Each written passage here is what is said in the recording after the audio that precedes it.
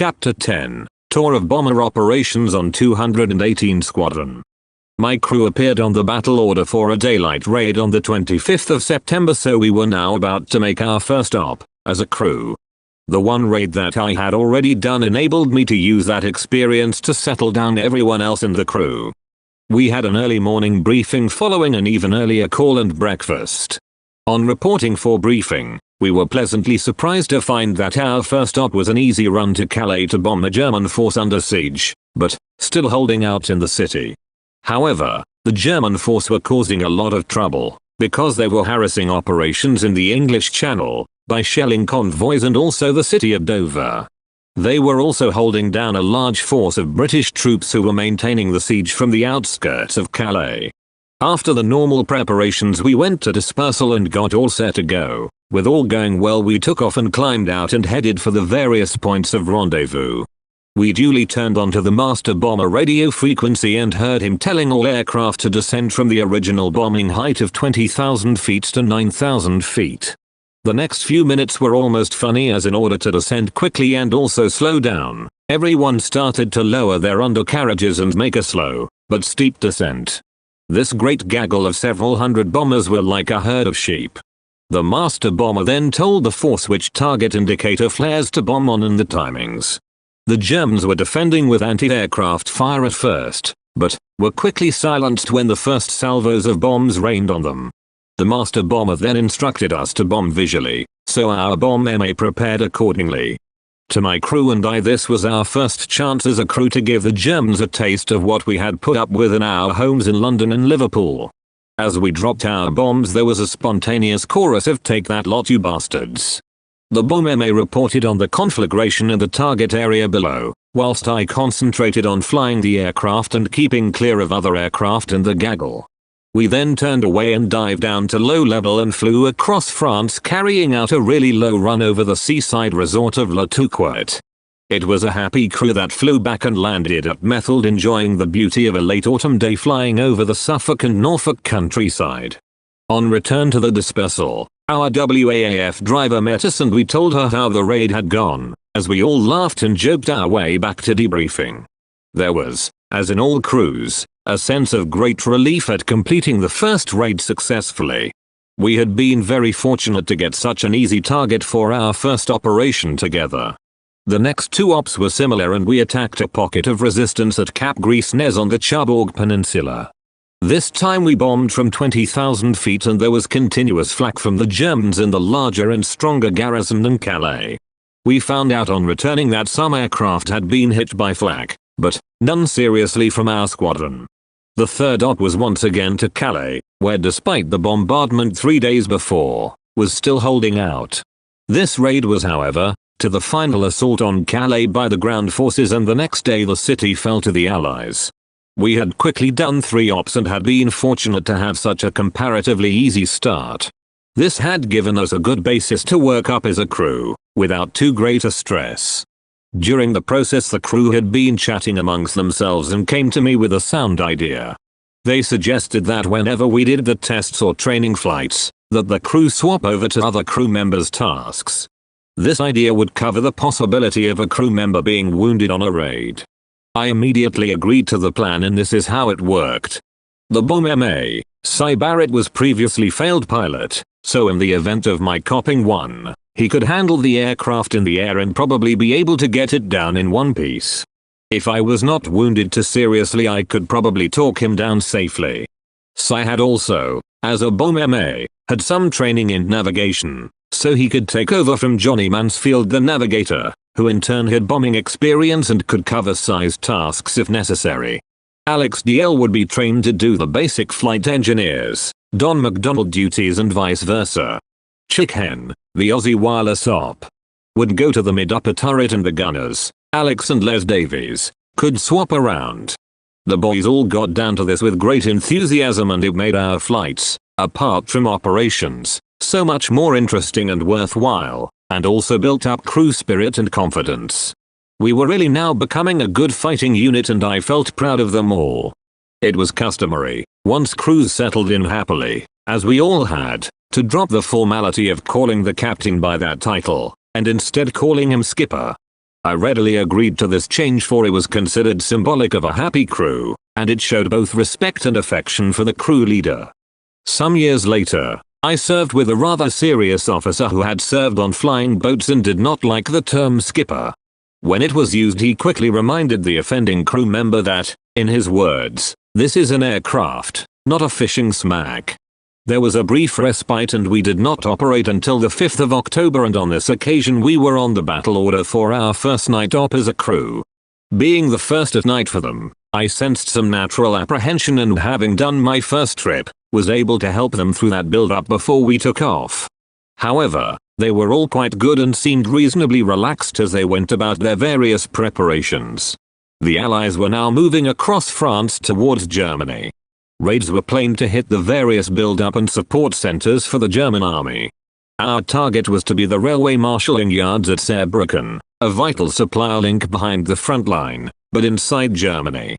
The raid was to be one of a number that night on similar centers of supply, with the various bomber groups being allocated one center to each. The whole of number 3 group were on our target, plus aircraft from another group, a total of several hundred aircraft. At briefing we were told of a large concentration of German forces in the area and that, therefore, we could expect a heavily defended target. The German army were very effective in using their excellent 88mm gun, which was a highly versatile weapon. It could be used very quickly as an anti-tank, anti-aircraft, or general field gun.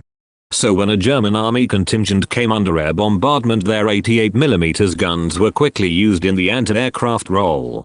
On this October evening we took off in daylight and climbed towards our first rendezvous at Beachhead.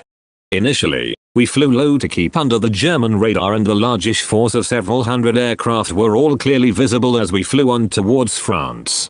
Then we began to climb up to around 10,000 feet. We switched the supercharger onto what is known as S gear to give the engines the extra boost needed to gain the required height as briefed.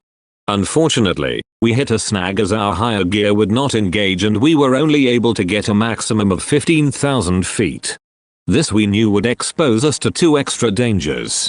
Firstly, we would be 5,000 feet or so below the rest of the bombers, which meant that, when they released their bombs, above us, the bombs could hit us. Secondly, at the lower height we could expect to experience heavier flak. At such a level we could cop both medium and higher level fire. By now we had lost the rest of the bomber stream in the Black October night. Despite the technical problem we had, I decided that we must continue and take a chance on the extra dangers involved. As we approached the target we received the master bomber's directions and we saw the target area well lit up by marker flares, and by bomb explosions on the target. To our surprise the flak was light at our height, but we could see much heavier flak well above us. We dropped our bombs and made our way out of the target area and onto the next course. When, with considerable relief, we got back to base and the others returned, we found that they had suffered much heavier flak and fighter attacks which we had missed. The German defenses had, it seemed, not sought to look for an aircraft at 15,000 feet. We had a good laugh over our good fortune in that we had missed the worst of the enemy defenses. The next night we were on again, and this time we were to bomb marshalling yards at Dormant in the rear. We took off at dusk and climbed out with the many aircraft visible at first, but soon lost as darkness fell. We felt the odd bump from other aircraft slipstreams once we got to our bombing height. There had been quite a bit of cloud on the final climb, but we came out of it and were on top of a cloud bank for the final run into the target. Whenever we were clear of cloud, I carried out the gentle wave of the aircraft to minimize the risk of being hit by radar predicted anti-aircraft gunfire. Fortunately, as we approached the target area the cloud was clearing and we could hear the master bomber giving bombing instructions. We were now coming under anti-aircraft fire and we saw 1 or 2 air explosions which could have been bombers being hit. There were searchlights weaving everywhere, and as we neared the target we could see the area lit up by fires, explosions and the target markers. Puffs of flak could be seen pretty thick in number and the usual dull thumps of the flak bursts could be heard. The bomb MA took over and steered me visually over the target markers. He could see quite clearly where to bomb, and after the bomb's gone call, he was elated at the apparent success of the drop. The whole crew were really keyed up, and as we closed the bomb doors, Turned away, the navigator then gave me the course to steer for the first leg of the home journey. We started a descent, and as we neared a bank of cloud I was happy to get into it, thereby reducing the risk of enemy fighter attack. Most of the way back we were in cloud and we settled down in that state. Whilst the aircraft was fitted with an automatic pilot called George, I never used it over enemy territory, and the only George that flew our aircraft in hostile country was George Bates. We crossed into France and later across the coast to complete our descent over the North Sea. The night cleared towards England and we were able to spot the glow of the FIDO landing system at Woodbridge in Suffolk. FIDO was derived from the full name of an emergency runway lighting system to combat fog, and was really fog-intensive disposal of the system, comprising a line of pipes down each side of the runway, carrying petrol which was sprayed it out through holes and then ignited. This gave off intense heat which helped dispense fog up to about 200 feet, thus enabling aircraft to approach and land in fog. There were 3 of these emergency FIDO installed airfields along the east coast. They also have very long runways and crash strips alongside, where crippled aircraft could crash land.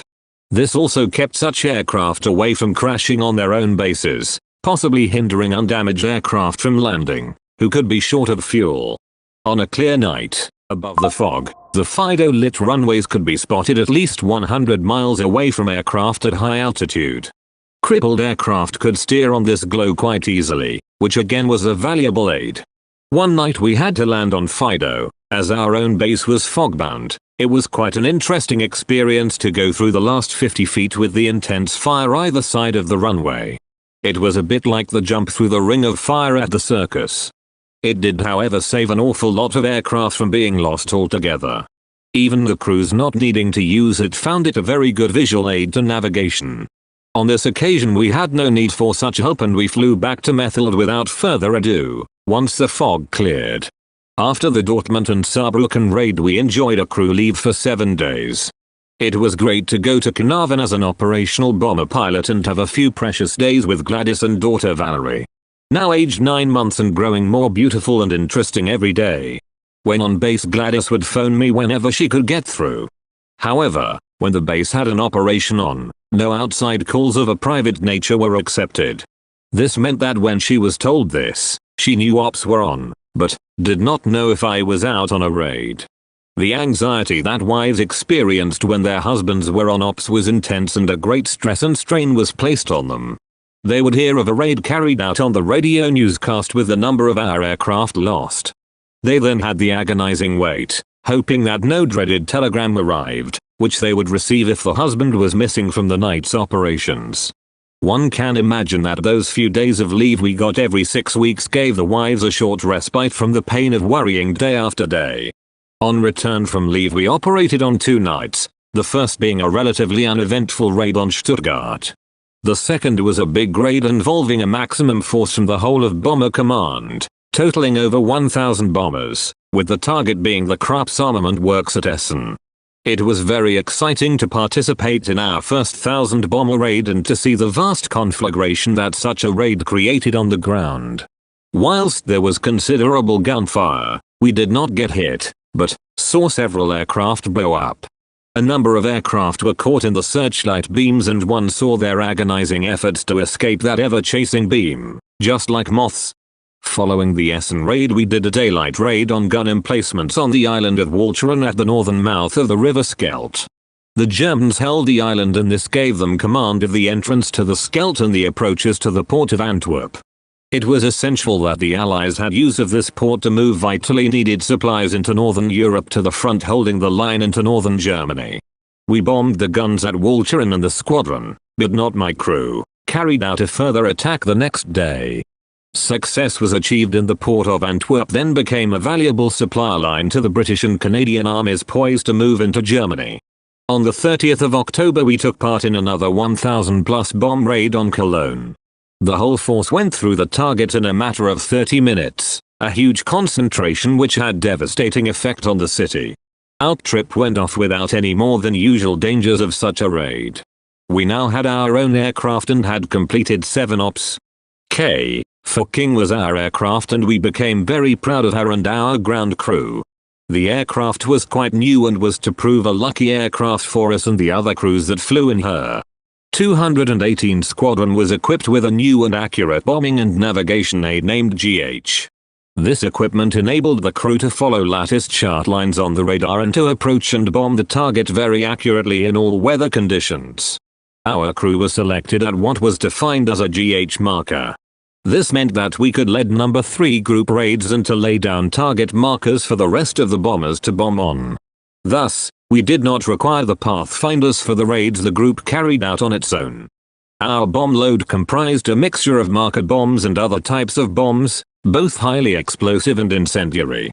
Johnny Mansfield could take great credit for our being chosen as a marker crew, because so much hinged on the competence of the navigator for a crew to be chosen for this leading role. This crew qualification would have a big influence on our role in future raids that number 3 group carried out as a single force. We have now completed 8 ops and felt confident in our ability, but as always for all crews, we need that one essential element for completion of our tour of 30 ops, namely luck. Maybe my Irish lineage could provide that need. Our flight commander, Squadron Leader McFarlane, a Rhodesian and a hell of a good man, told us that he was to be posted to command a squadron at R.A.A.F. Mildenhall and we were sorry to see him go. Fortunately, a chum of mine, one Johnny O'Brien, was to be promoted to squadron leader, which pleased me very much. Johnny was a delightful chap, somewhat older than me, who came from Birmingham and was married into the Cadbury-Bourneville family of chocolate fame. Johnny and his navigator Jimmy Stark were the only officers in our respective crews, and we had formed a good relationship.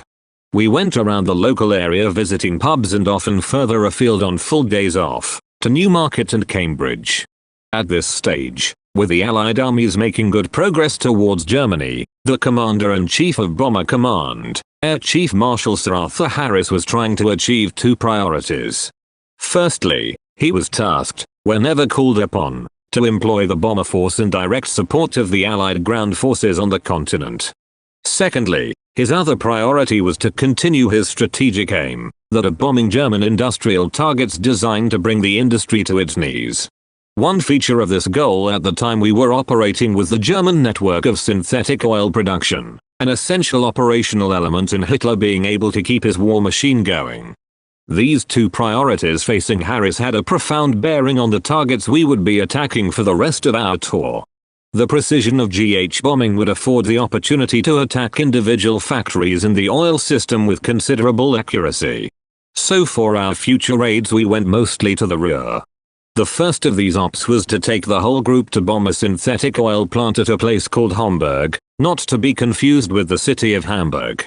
This target was just on the edge of the Ruhr, but inside the wide air defense screen. It was a fine October day for the raid, but one with considerable cloud cover over the target. We were around 20,000 feet, well above the cloud layer and in clear sunshine. Above us were several squadrons of escort fighters circling to spot and intercept any German fighters moving in to attack the 160 plus bombers concentrated below. Whilst the enemy fighters were kept away by our fighters, the flak was intense and a vicious barrage greeted us as we flew the last 10 minutes into and out of the target area. We as a crew got our share, as the black puffs of AK shells burst all around us.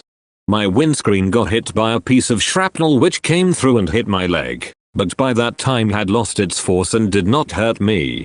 My rear gunner was especially lucky as a cannon shell cap came up through the floor of his turret, went up through his legs, but thank God missed him and clattered on the roof of the turret. I wonder if he still keeps it as a souvenir. A number of Lancasters were shot down, but not too many. However, an estimated 65% of the bomber force received hits from shrapnel, which gave our ground crews plenty of urgent repair work before the next raid. Fortunately we had survived the worst flak barrage we had met so far.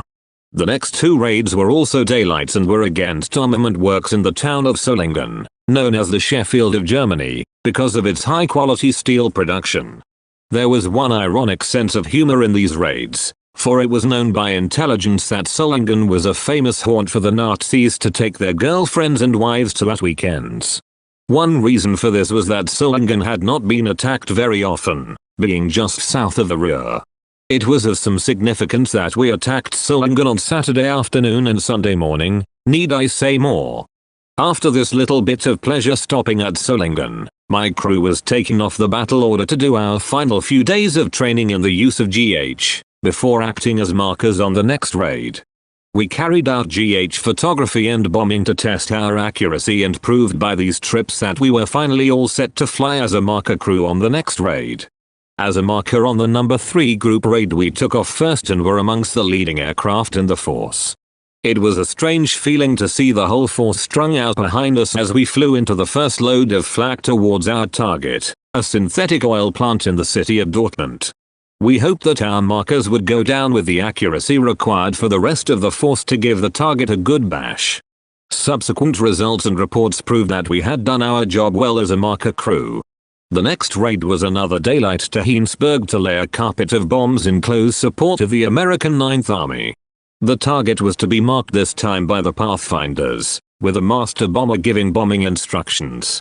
One of the crews, a flying officer Woodford and crew were on their 30th and last operation, and we wished them well as we left the briefing room. The station commander Brian Young gave us a final word which we always joked about afterwards. When the squadron CO asked him if he wished to say anything, he said in very pucker English style, "Good luck chaps and don't hit the jobs, troops." We always used this phrase amongst yourselves on future similar raids. Unfortunately, the raid on Heinsberg was to be a tragedy for Woodford and his crew. I shall never forget the sight as he hit another aircraft slipstream, causing him to crash into the aircraft close to him.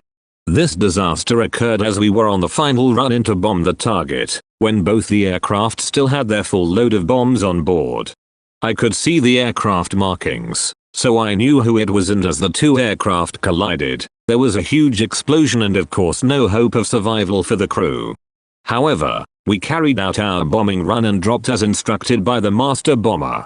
As we flew away the bomb MA reported on the target area below, which was clear, and showed huge conflagration on the ground as the whole tonnage of bombs from the big force of bombers hit the ground. We flew away from the target with a sick feeling at what had happened to Woodford and his crew on their last op. One can only wonder over the devastating news for the relatives of the crew when they were told, instead of the good news they would have been expecting, of their loved ones having successfully completed their tour of ops. Food for thought indeed. On crossing the North Sea we contacted Methil only to learn that the area was covered in fog and that we were diverted to R.A.F. Oakley in Oxfordshire. This airfield housed a training unit and the personnel were not too happy when over 100 Lancaster crews arrived. The officers' mess, in particular, were hoping we would soon get away as it was the night of a big dance in the mess. In the event, we did have to stay the night, but we were not invited to the dance, still in our operational flying kit and big boots. The fog lasted all the next day, which meant another night waiting for the fog to clear at Methil. These diversions were always a real pain, for you often had to sleep unchanged and in rough accommodation, and certainly not as welcome guests if you stayed long. Happily, the weather cleared enough to get back to base. As a crew we were especially anxious to get back as we were due to go on 7 days leave, the next day. On a similar raid I had seen a good Aussie friend Frank Huff, hit by flak on the way out of the target. His aircraft must have suffered severe loss of control as it rolled over and started to spin down to the ground. The day was clear and we watched the stricken Lancaster slowly fall to the ground, whilst we eagerly watched to see if any parachutes came out. The aircraft finally struck the ground and blew up 20,000 feet below. Frank was a lovely chap with a great sense of humor, so another fine young Aussie was lost, as so many others were. We were very glad to be going on leave, as the strain of the last few ops was beginning to tell. We had now done 15 ops and were halfway through our tour. On the way to Wales I had to go to London to change trains. A pub opposite Liverpool station had adopted us as their favourite crew. I suppose being mostly Londoners helped, and as usual they greeted us like lost sons and the beer came freely. Despite the pub diversion I still made the train for the long journey from London to Carnarvon and not surprisingly slept most of the way.